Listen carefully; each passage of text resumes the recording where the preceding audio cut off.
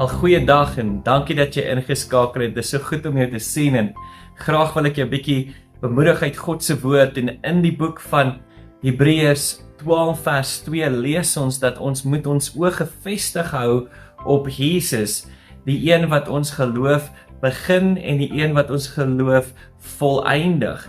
Die een by wie ons sien dat daar was 'n beleidskap voor hom geplaas en daai beleidskap het hom gehelp om die kruisdood te oorwin en deur te gaan. En dan sien ons ook, hy het die kruis oorwin en hy sit nou aan die regterhand van God die Vader. En weet julle wat?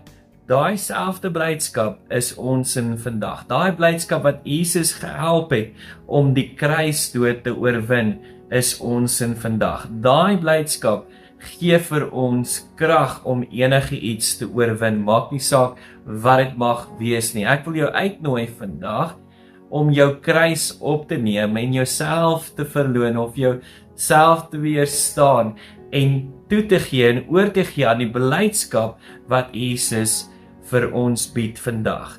Daai blydskap wat ons krag en ons sterkte is om enige ding te oorwin wat ek en jy vandag in die gesig staan. Met dit in gedagte, kom ons sluit ons oë en ons bid saam. Here Jesus, dankie vir u blydskap wat u aan ons beskikbaar stel vandag. Here, ons neem dit en ons sê dankie dat dit vir ons krag gee vandag om enige weerstand, enige probleem wat ons in die gesig instaar te oorwin deur die krag van u blydskap in Jesus naam. Amen.